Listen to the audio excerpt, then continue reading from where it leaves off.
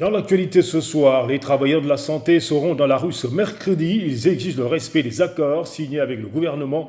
Cette manifestation entre dans le cadre de leur 5e plan d'action. Pourquoi Karim Wade était au stade hier? Que cherche le fils de l'ancien président du Sénégal? Y a-t-il un lien avec la présidentielle de 2024? Explication à suivre dans ce journal. Qu'est-ce que les supporters pensent de la défaite des Lions de la Teranga? Ont-ils été convaincus par le système de jeu proposé par Aliou Cissé? Y a-t-il des correctifs à apporter pour le prochain match? Reportage à suivre dans cette édition. Voilà pour le sommaire. Le développement, c'est dans une poussière de secondes.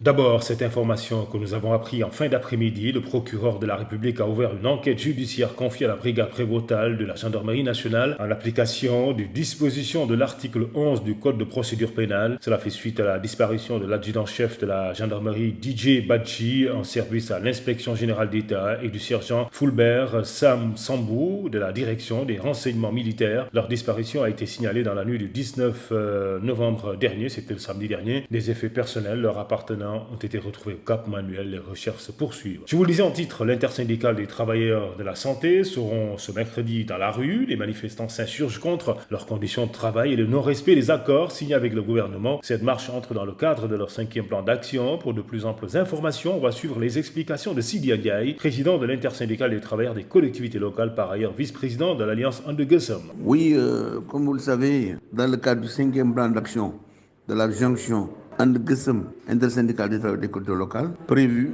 une marche le mercredi 23, marche qui partira du rond-point de la BCAO en direction de l'obélisque où se tiendra un rassemblement de quelques minutes pour prononcer des discours. Donc cette activité était prévue dans le cadre donc, du 5e plan d'action et donc c'est pourquoi nous l'avons maintenu malgré le fait que nous ayons rencontré le ministre des collectivités locales qui a promis de s'attaquer résolument à la résolution des problèmes contenus dans la plateforme de l'intersyndicale, notamment la question relative à la hausse du point indiciaire de 5%, la question relative à la hausse des salaires également intervenue dans le secteur de l'administration centrale, mais également à la hausse des primes au niveau de la santé, la prime de risque, l'indemnité de logement, l'indemnité d'itinérant et l'indemnité paramédicale. Donc tout cela ayant été traité avec les autorités, de manière conséquente, nous avons décidé que dans ce plan d'action, il ne pouvait pas y avoir une activité de grève pendant cette semaine, mais c'était cette marche qui était prévue le 23 qui va être reconduite. Et ensuite, le jeudi, le 26, il y aura un don de sang, qui est une action citoyenne, et que Andegesem va organiser l'intersyndicale pour véritablement renflouer les banques de sang qui, comme vous le savez en ce moment, ont des difficultés, en tout cas peine à trouver du sang. Nous sommes là confiants, nous maintenons la mobilisation et la sensibilisation des travailleurs pour que véritablement nous puissions régler définitivement ces questions de 2 poids 2 mesures dans le secteur de l'administration par rapport aux augmentations de salaire. La conférence des leaders de la coalition Yewwi Askan Wi a fait face à la presse en fin d'après-midi. Ousmane Sonko et compagnie se félicitent du travail de leurs représentants à l'Assemblée nationale. Ils n'ont pas manqué par ailleurs de dénoncer les conditions de vie des Sénégalais. Ils s'insurgent en outre contre, bien entendu, l'arrestation prisonniers des détenus qu'ils qualifient de détenus politiques. Ils exigent en outre la libération immédiate et sans condition de Pape Alé Niang, Karim Xhura, entre autres. Nous y reviendrons plus amplement dans nos prochaines éditions. En attendant, on va s'arrêter un peu sur la première sortie en public de Karim Wade depuis sa libération. Le fils de l'ancien président du Sénégal était au stade en même temps que le président de la République Macky Sall pour suivre le match des Lions de la Teranga contre la Hollande. Mais est-ce que cela a été fait à dessein ou pas? Pourquoi Karim Wade était au stade? Est-ce que cette apparition a un rapport avec la présidentielle de 2024? On va suivre l'analyse de notre confrère Abdoulaye Bow.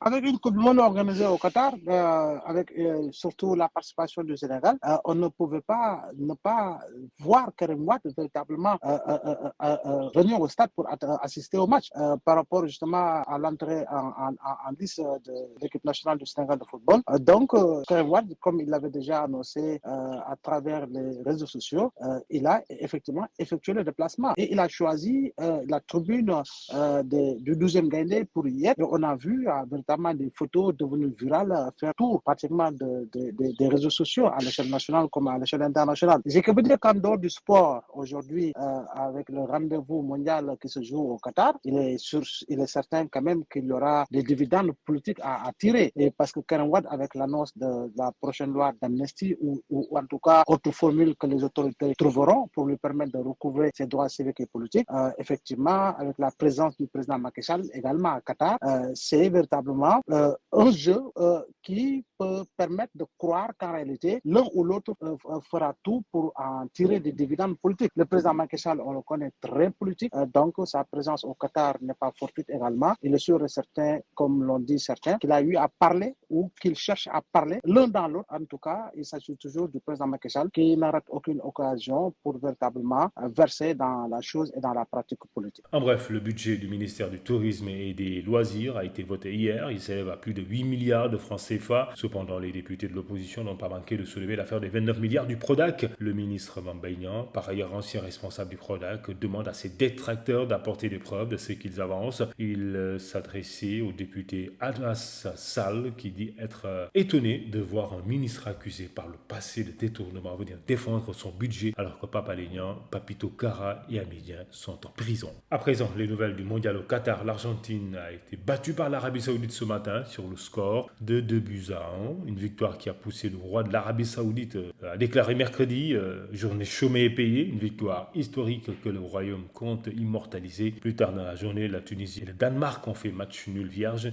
Même score entre le Mexique et la Pologne. Un peu plus tôt, vous le savez, le Sénégal a été battu par la Hollande. Une défaite qui laisse perplexe les supporters. Le prochain match des Lions sera décisif pour les poulains d'Aliou Cissé. Suivant ce reportage de Bachir Diop et Alioune Badara Ndiaye. Les supporters se sont déplacés en masse pour assister à la première sortie des Lions de la Teranga lors de ce mondial 2022. Un match qui n'a pas répondu à leurs attentes. La défaite de l'équipe nationale du Sénégal face aux Hollandais inquiète beaucoup les Sénégalais pour la suite de la compétition. Non, effectivement, franchement, c'est une très grande déception, mais il faudra savoir qu'aussi ce match aussi, l'efficacité a fait la différence. On a eu nos occasions, mais malheureusement, voilà, on n'a pas su exploiter ces occasions-là. Aussi, ils ont été plus efficaces, ils ont eu leurs occasions et elles ont mis ces occasions au fond. Donc c'est ça qui a fait la différence ce match-là. Et là, c'est la Coupe du Monde, donc il faudra vraiment être efficace devant le but pour qu'on puisse espérer aller loin dans cette compétition. Une deuxième défaite est synonyme d'élimination. Les supporters demandent à l'entraîneur Aliou Cissé de revoir ses choix tactiques. La prestation du premier match est loin de convaincre les amoureux du ballon rond. Nous rendons grâce à Dieu. Dans une compétition, il y a toujours un vainqueur et un vaincu. Nous demandons juste à Aliou Cissé de revoir ses choix tactiques. Le Sénégal est plus fort que l'Équateur et le Qatar. Et avec un peu d'effort, on va s'en sortir.